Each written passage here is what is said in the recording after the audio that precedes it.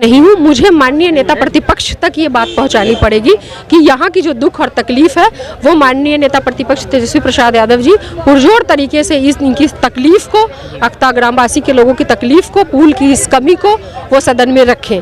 इनका कहना है कि मैं मजबूत विपक्ष में नहीं हूं, लेकिन अपने नेता प्रतिपक्ष तेजस्वी यादव से बात करेंगे, इस मामले को संसद में ले जाएंगे। लेकिन चुनाव का समय है। यहाँ पर मैम उस पार से लोग हजारों की संख्या में लोग आते हैं, लेकिन नाव चल रहा है। किसी ने नाव वाले को कंप्लेन कर दिया है, अगर नाव बंद हो जाती है, विभाग के द्वारा बंद किया जाता है, तो हजारों आदमी का उस पर आना जाना, खेती बंद हो जाएगा। इसके लिए क्या प्रयास होगा फिलहाल? इसके लिए हम ना जाकर के बात करते हैं कि असली मोटर वोट या और भी सुरक्षित क्या चीज हो सकती है, और साथ ही पुल बनने तक यहाँ पे STF की या NDRF की टीम यहाँ पे जरूर मौजूद रहे, ताकि किसी भी दुर्घटना से उसको तुरंत ये किया जाए। तो मुझे 11 दिनों से लगातार जन आंदोलन हो रहा है, जिसको लेकर कोई सुनवाई नहीं हो रही, प्रशासनिक सुनवाई नहीं हो रही है, न किसी नेता का यहाँ आगमन हो रहा है। आज आप आई हैं, लोग बहुत खुश हुए हैं। क्या प्रयास रहेगा बिहार सरकार से यहाँ पर पुल बनवाने को लेकर आपका? देखिए, हम विपक्ष में हैं, और एक मजबूत विपक्ष का काम है कि जो भी दिक्कतें आम नागरिक आमजन को हो रही हैं उस बातों को मजबूती से सदन में रखना।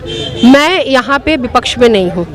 सरकार भले NDA की है, मैं भी जीती होती तो मैं अपने आप को एक मजबूत विपक्ष यहाँ पे मान सकती थी, लेकिन मैं नहीं हूँ। मुझे माननीय नेता प्रतिपक्ष तक ये बात पहुँचानी पड़ेगी कि यहाँ की जो दुख और तकलीफ है वो माननीय नेता प्रतिपक्ष तेजस्वी प्रसाद यादव जी पुरजोर तरीके से इनकी तकलीफ को, अख्ता ग्रामवासी के लोगों की तकलीफ को, पुल की इस कमी को वो सदन में रखें।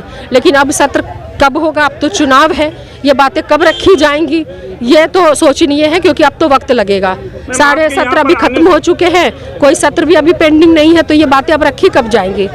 अब तो चुनाव आ गया, तो अब तो कोई सत्र भी नहीं है, तो कब रखी जाएगी? अब तो बात की देखी जाएगी।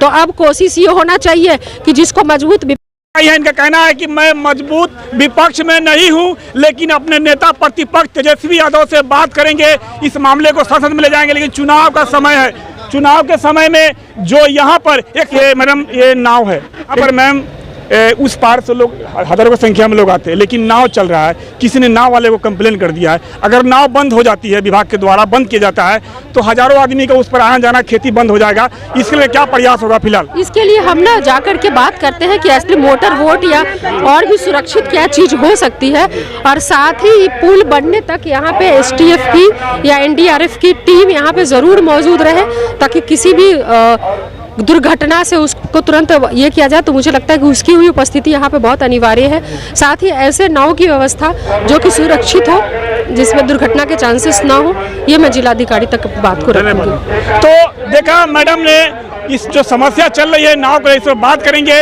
और नाव का सेवा जो है वो बहाल करवाएंगे, इसलिए कि लोगों का रोजमर्रा की जिंदगी है, रोज लोगों को जाना होता है, और अगर समस्या बनी रही तो किसान इस पार से उस पार नहीं जा पाएंगे। क्या नाम हुआ आपका? हमारा नाम बुद्धू महतो। अच्छा, बुद्धू महतो जी, मैडम आई थी, कितनी उम्मीद है? हाँ, बहुत खुशी में है। खुशी में है, लग रहा है कि अब पुल का निर्माण होगा। एकदम आत्मा कबूल होइत बा। कबूल होइत बा। हाँ। ये जो भीड़ है, ये भीड़ नहीं बल्कि जन सैलाब है। अगर सरकार ने इनकी मांगे नहीं पूरी की तो ये आंदोलन बढ़ता ही जाएगा। आज 1000 है, कल 10,000 होगा, लाखों की संख्या में लोग यहाँ पर पहुँचेंगे, लेकिन पुल का निर्माण लोग करवा कर ही मानेंगे। लोगों ने संकल्प लिया है, पुल जब तक नहीं बनेगा तब तक अनिश्चितकालीन धरना प्रदर्शन होता रहेगा, चाहे सालों साल लग जाए, लेकिन पुल के निर्माण के लिए लोग यहाँ पर धरना प्रदर्शन करेंगे। मैं कहना चाहूँगा बिहार के मुख्यमंत्री नीतीश कुमार से कि यहाँ के लोगों के साथ नाइंसाफी हुई है। आप चले जाएंगे फ्लोरिया घाट, मधु छपड़ा घाट, जमुआ घाट, मात्र 3 किलो का फासला है, लेकिन यहाँ से 10 किलोमीटर